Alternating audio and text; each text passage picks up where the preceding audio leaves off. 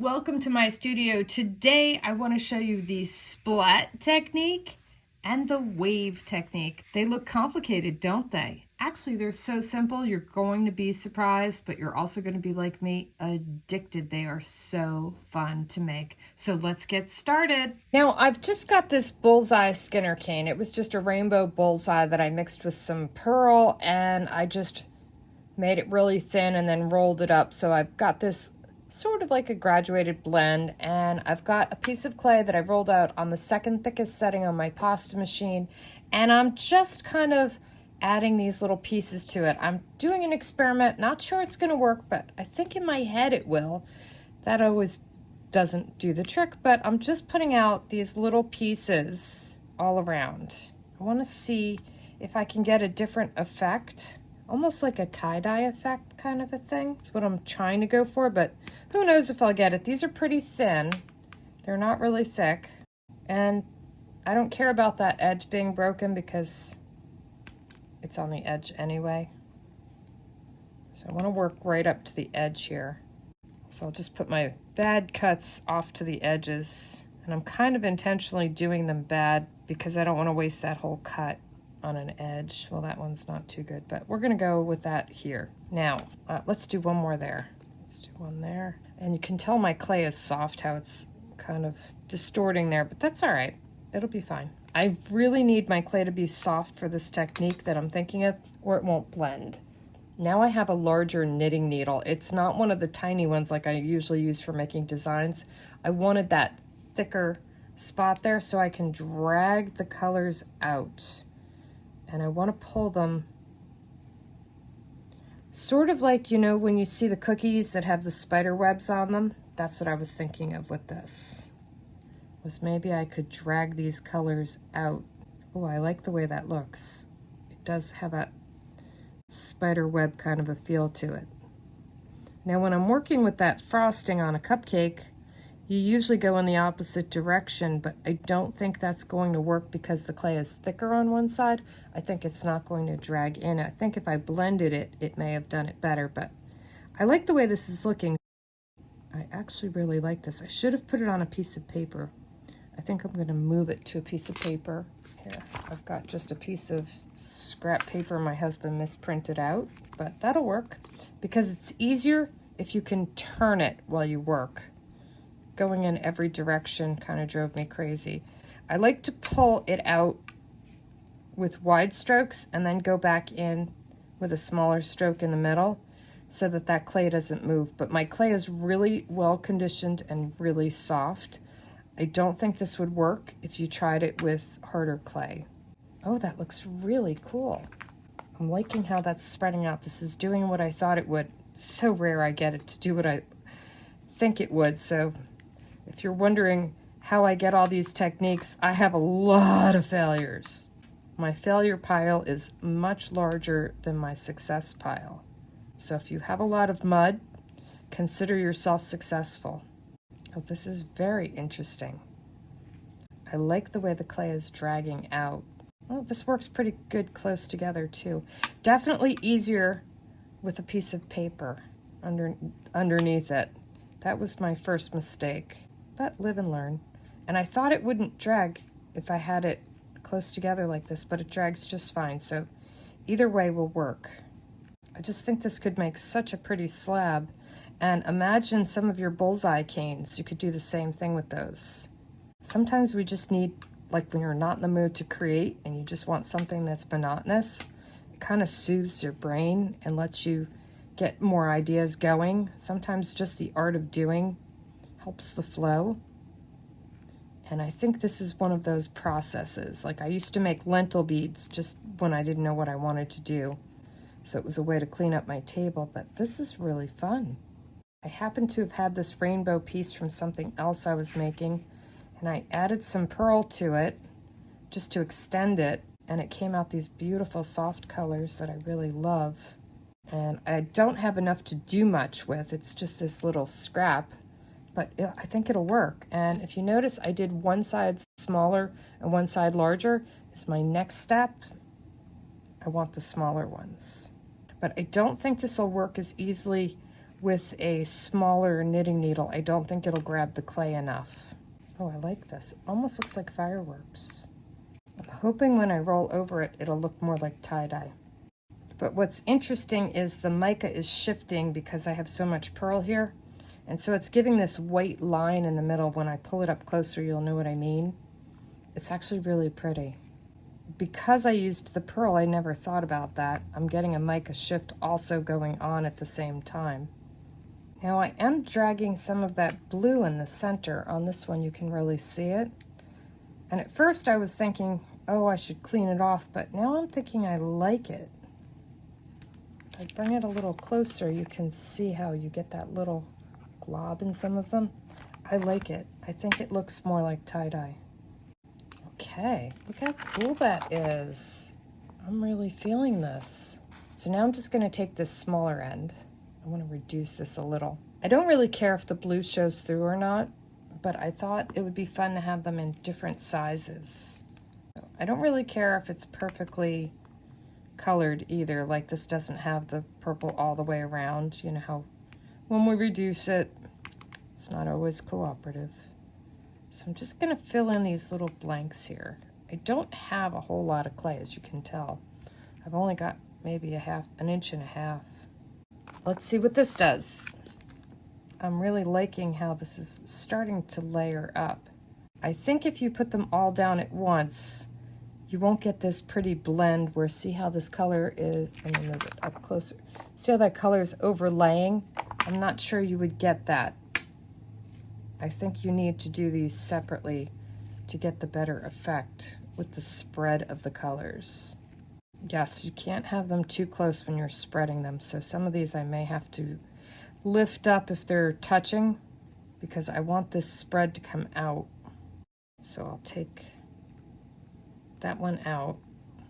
This is my first time doing this, so I'm learning as I go, and I like sometimes for you guys to see the process of me figuring it out because it gives you more of the capability of saying, I'm going to experiment here, because that's basically all clay is experimenting, playing, and having fun.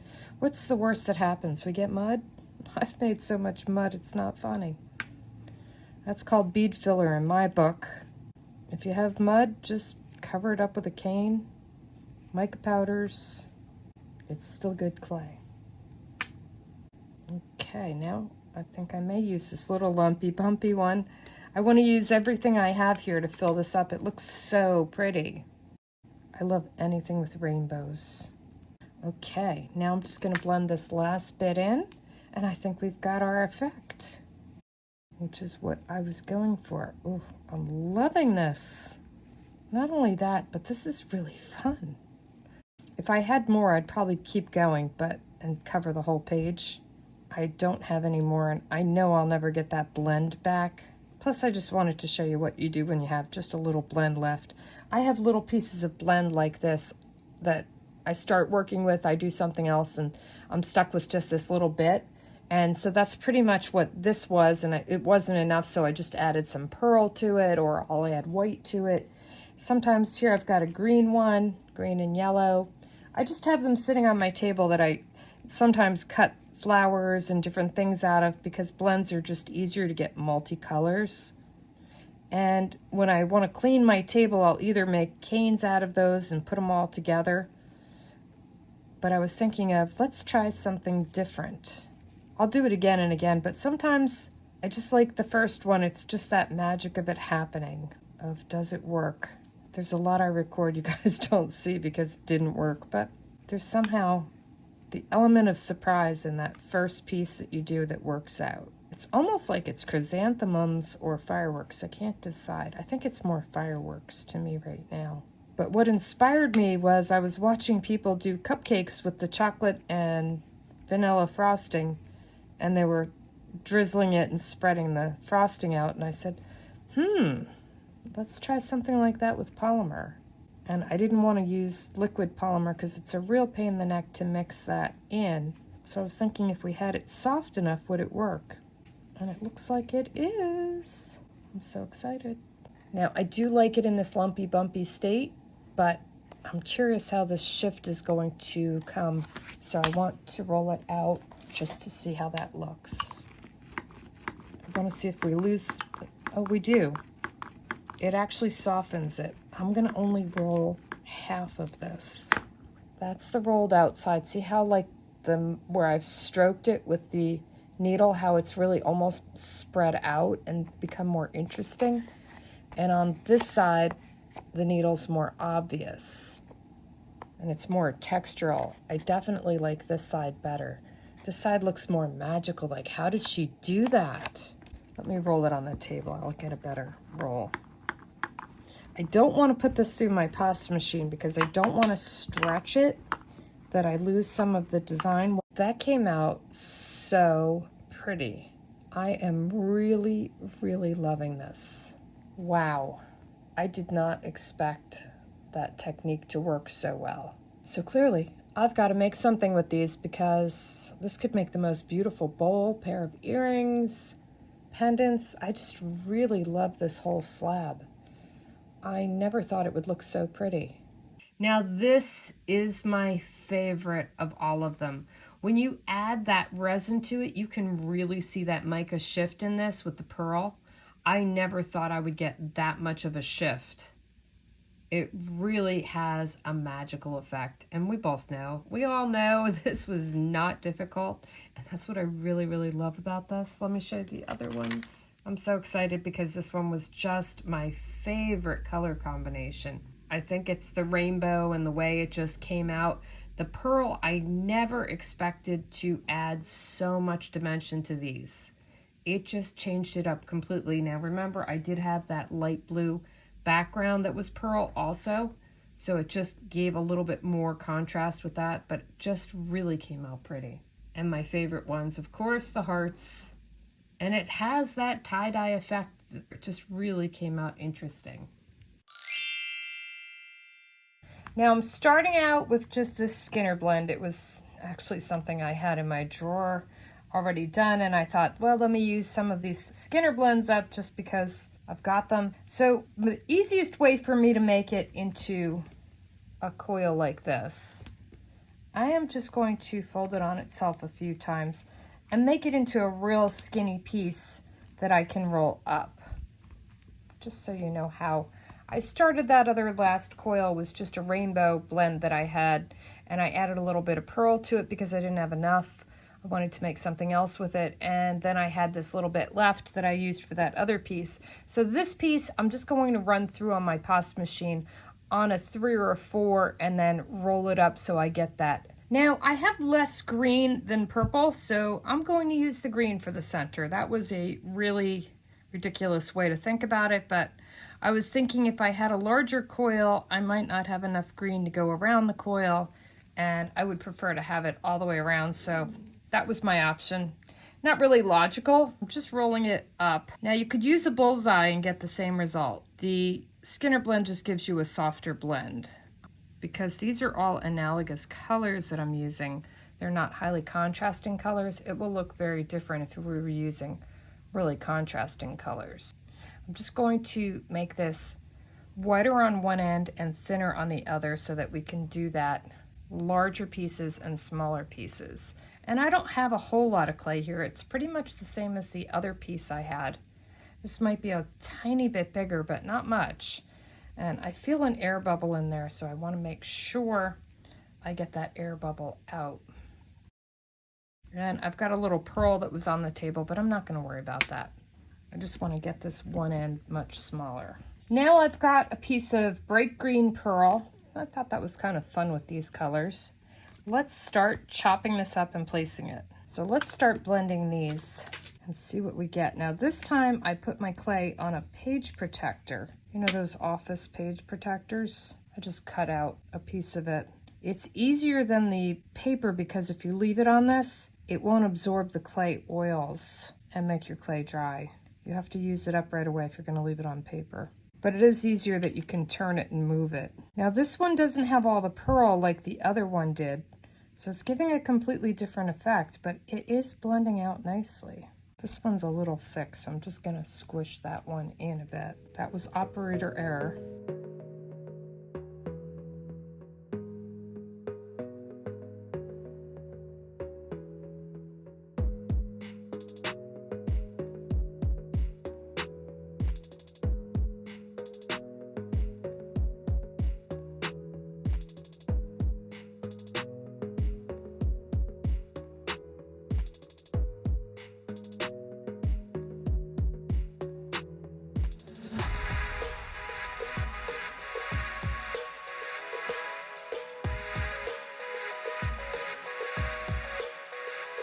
Now you could put this through your frost machine, but it will distort. I prefer to roll it because I won't get that distortion. So I'll just continue to turn it and roll it a few times. Doesn't it? It looks like alcohol ink. You know how if you have little dots of it. Definitely is a really interesting technique. I definitely like it better smoothed out because the little lines in it tell you how I did it. Without the lines, it's kind of mystical looking, and it gives this beautiful tie-dye effect. Now here's what I got out of that other Splat slab. I love the way this has that tie-dye effect, really fun and funky. That's why I didn't cut a hole in these, because I just really wanted to leave that color in there. It gave that really interesting effect.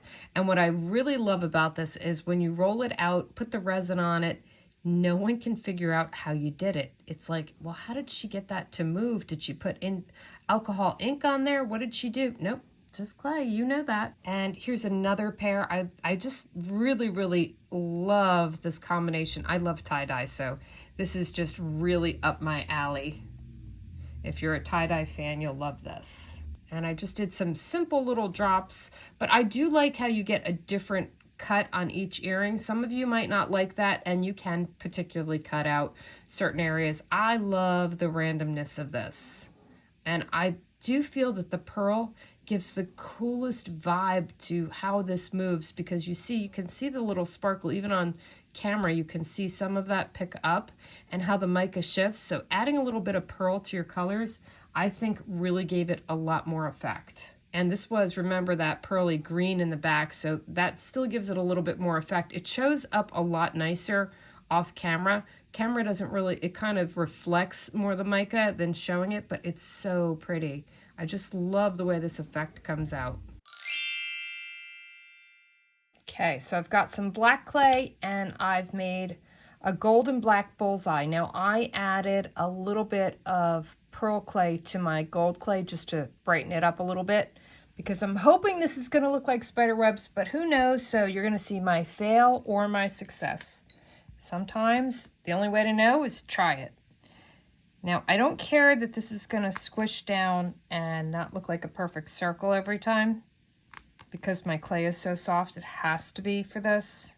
Normally I would say wait, you're going to make it too distorted, but I'm hoping this is going to look like spider webs that I could put little red spiders on top of it.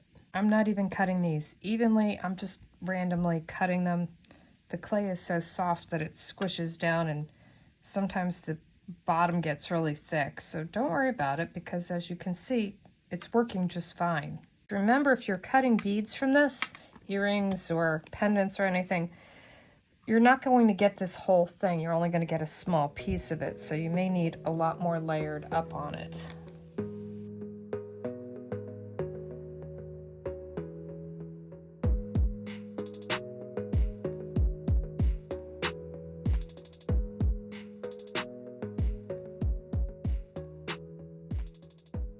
This looks so fun. Oh, I'm definitely feeling this. I can't wait to roll it out, but I feel like we need some smaller ones in here, so let's make it a little bit smaller. This is how that gold and black bullseye cane came out. It doesn't really look like spider webs, but it has this beautiful, kind of like a mica shift where it goes lighter and darker.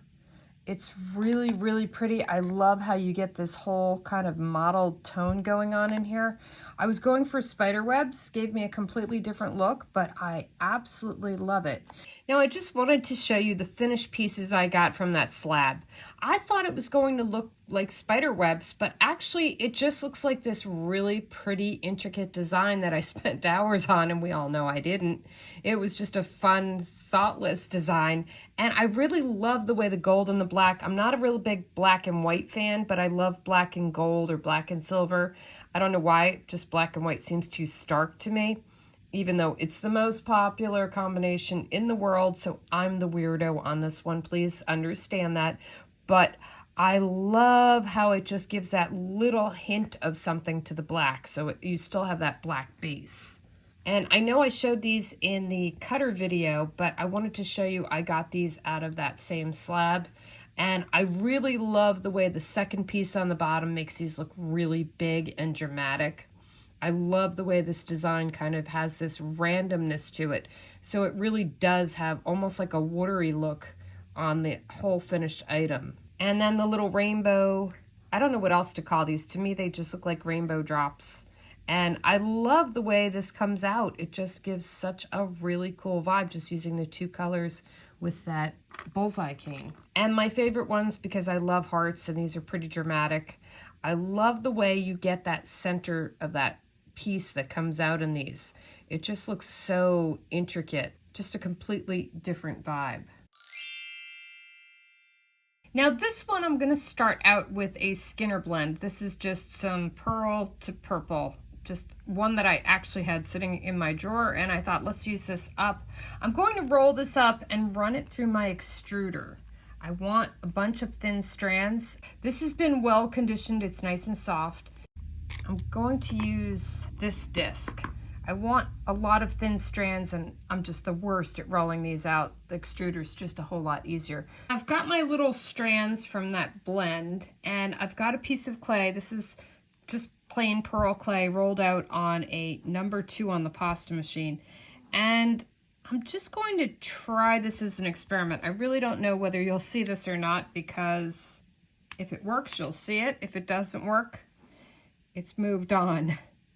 So I'm just going to take one strand and just keep going with it so that I get this kind of interesting blend of colors. I just thought this was probably the easiest way to blend this.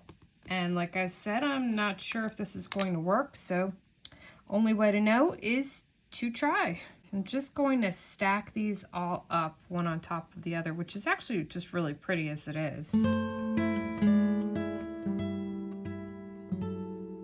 And that one's not going to be long enough, so we'll move on. And I'll start with this darker side since I ran short of it. This could be a really pretty slab just alone, just these strings with an ombre. Watch how pretty this looks, just the texture. So don't feel like you have to wreck it like I am, because I'm not sure whether I'm going to get a better design or worse. This is one of my favorites, just lining up little strands. Now, in order for me to get this to run through the extruder, I use the Donna Kato clay softener. It comes in a bar like you buy clay, and I always add it to my clay that I'm putting through the extruder because I don't have Herculean strength to put that hard clay through the extruder, and it does have a tendency to crack and not move for you. So just adding a piece of that Kato softener seems to really do it. You can also use liquid clay, but I do find that liquid clay is a lot harder to blend into the clay. That's the only difference. But if you don't have that Donna Kato product, use the liquid clay or some baby oil. Both of the baby oil and the liquid clay just drive me crazy blending them in. It's not difficult. Sometimes I find that the Kato one just is easier because it's sticky and it just makes the clay a little bit softer and stickier. So I'm just going to continue this along till I cover this up. It's giving a really pretty effect, and all I'm doing is whatever end I ended with, like here I ended with the darker purple, I'm starting with that darker purple. The last time I started with the pearl because that was the color I ended with. Now that took me exactly 12 minutes to cover this whole piece.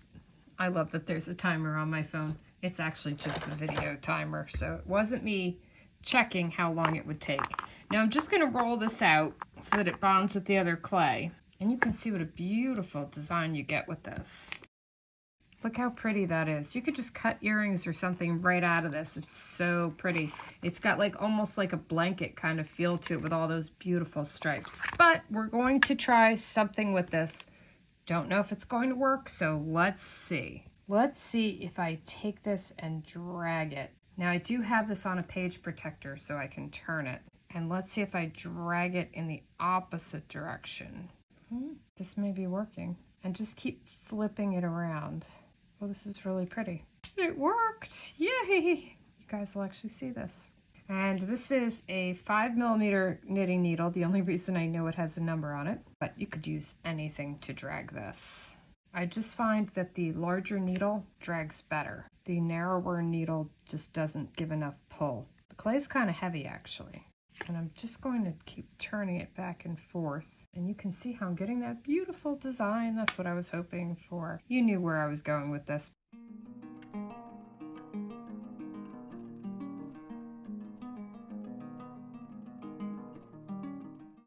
Now I'm just going to roll this out a bit. And to make it roll out a little bit easier, I'm going to get out my Boss. This is from Tiny Pandora. It's wonderful. It's so thick and strong. It's almost like an acrylic rolling pin. It's that big, like a regular food rolling pin. And I think that's why I love this one so much, because you don't need to put a lot of pressure on it for it to work. Oh, that looks so pretty. Oh, I'm going to be doing this all night. Let me bring that up close. Look how pretty that is. Now that's just a little piece. My extruder, my first extruder, the screw on it fell apart, and it's a little piece of metal from it. So I just want to pull that out, but look how pretty that is. I can't wait to cut designs out of this and make another color. So I am going to cut out some designs, make some earrings out of this, and be right back, because to me, really seeing how this cuts up really changes everything. It's really what gives you the vibe of, does this work or doesn't it? Right now, it's totally talking to me. And I could have gone closer together and made this more of a tighter pattern. I didn't, but I really like the way it looks just as it is, so I'm afraid to mess with this one. I'm going to go tighter on the next one. Well, here's the first of the finished earrings with this wavy design. I just love this. It looks so complicated, and we all know it's not. I found that using that extruder really gave me consistency in my stripes, made it look like I spent a lot more time than I did, but we don't need to share that with the rest of the world. That could be our secret. And you know I made more than one. I love the shape. This is Ojoy Creations. I got this shape from. And of course, just a basic circle. What I love about the little circles, you can just make studs if you have any little bits and pieces left, because this is such a pretty pattern. It really, really is beautiful when you get a big piece of it.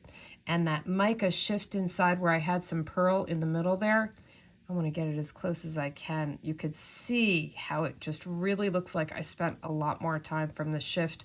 Where the flat color kind of blended, the mica color gave a lot more movement to it. So I have to recommend, definitely use pearls or metallics, because you definitely get a lot more effect. Even if you just mix, like I just mixed the pearl in with the regular on my Skinner blend, it really added a huge punch to this. And I really, really love how that really added it to it. And then some fun stars, just because I could fit those on that same piece. I just love the way this technique comes out. And imagine all the different color combinations you could do. I could probably just sit and do this for a week. Sometimes just the simplest things entertain me. Now, these I've created just using the little scraps that I've had around, you know, that little slab. There's so many little bits. I just used that one cutter from that AliExpress, and I really like this tiny little cutter because I was able to salvage all these little bits out of that scrap where I normally would have tossed these. And what a pretty pair of earrings I was able to make just by putting them together like a ladder. So you can make them just 2 with a drop or 4 with a drop, however large you want them. Or you could even just use them for studs, but these were just those little slivers and kind of the skeleton that was left. And I was able to salvage these just out of scraps. Now I have this for my next piece that I'm running through my extruder, but I want to show you something I do before I put it in the extruder. I have this Kato conditioning bar. It really softens the clay beautifully. I have no relation to this. I just like this product. And it makes such a difference. You can add liquid clay to your clay, but I find that the liquid clay makes it really hard to add it in. So I just want to show you how much I'm adding, because I think it's really important. A lot of times I just say I added this, but you don't really have an idea. And I'm just going to add this little kind of snake across. And this will soften my clay so much that it makes it really easy to work the extruder. I have found that using the drill with the extruder, I've blown a few of them out, and I'm finding that just softening the clay is the whole key. Even though I've conditioned this well and blended it, I added a little pearl because it was a rainbow color that I had sitting on my table. I have lots of rainbows. I love Skinner blends. So I will mix this in and then run it through the extruder. So that's how I get it through so easily.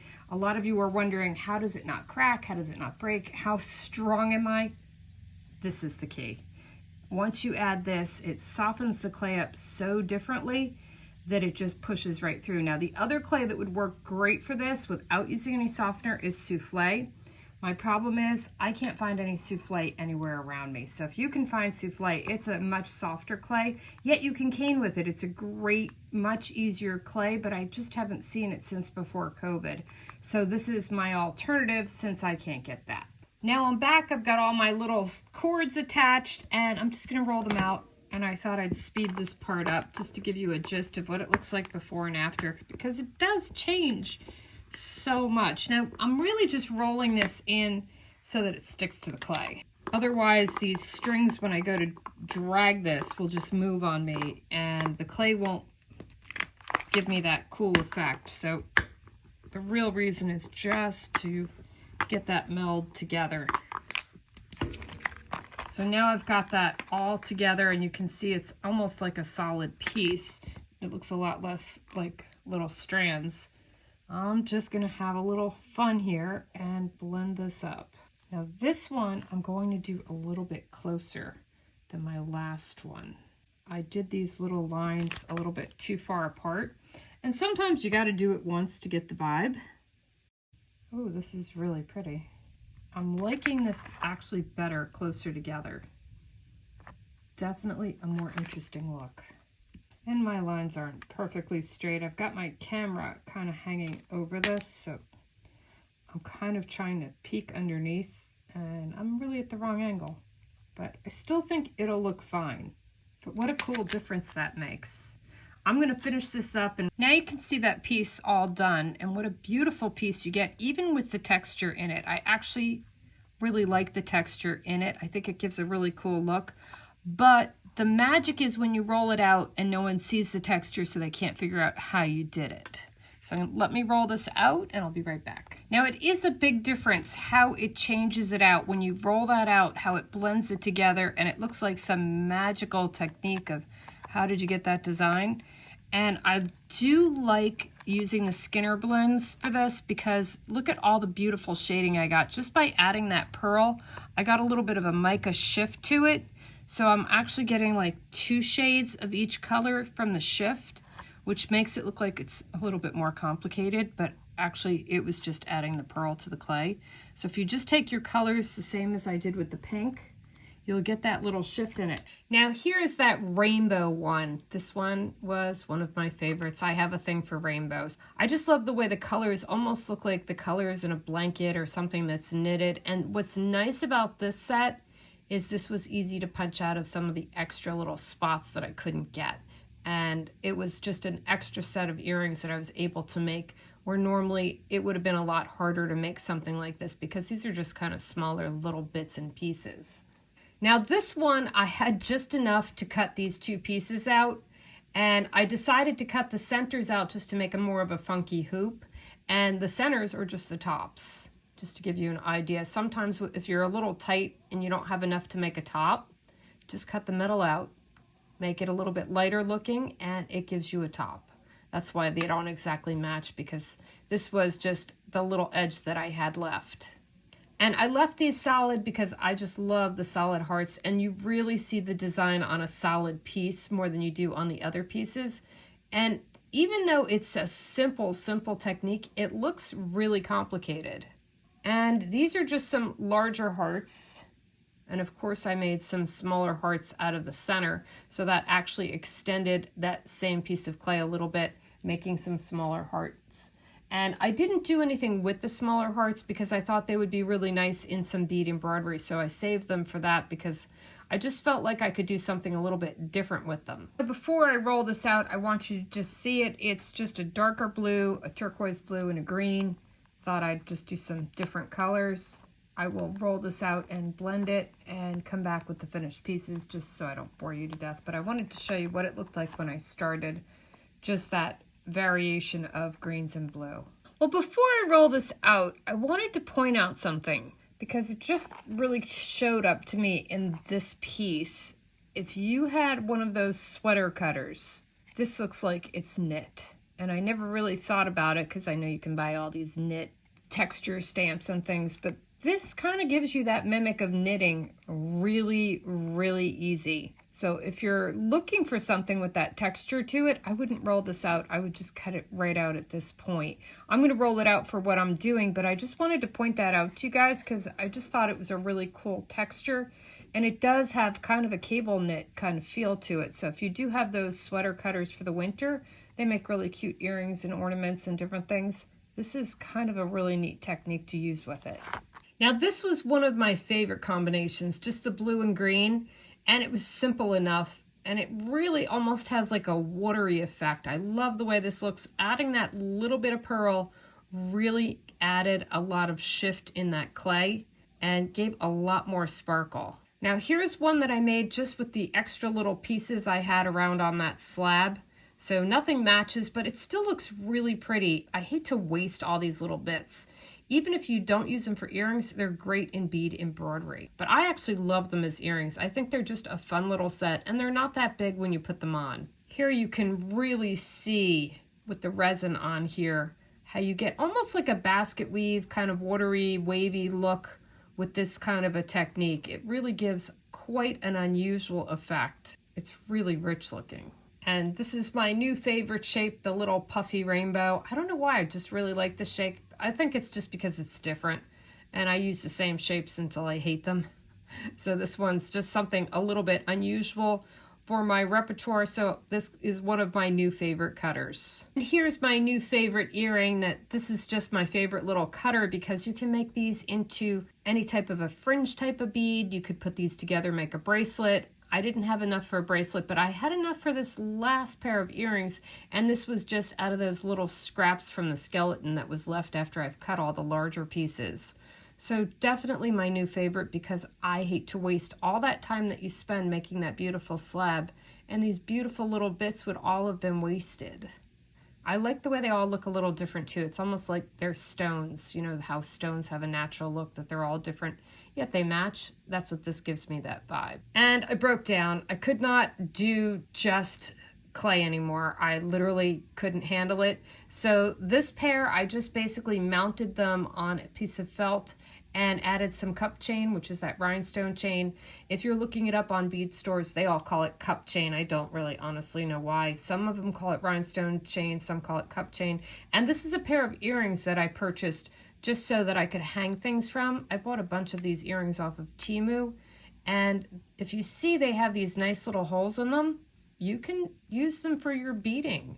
They work great. Don't always feel like you have to buy earrings that are just for beading. You can take any earring that there's a little spot you can attach, and I love the way that rhinestone just really complements everything else with all the other rhinestones in here. I hope I gave you lots of inspiration with this fun technique. It's just a great way to break the ice when you're just not sure what you want to do. You're sitting in your studio, you've got the creative bug, and you're kind of like, but I don't know what to do. This one seems to be my favorite go-to now, either the Splat or this little extruder design, because it gives you such an expensive look with not a lot of work. I hope you enjoyed that, and thanks for watching.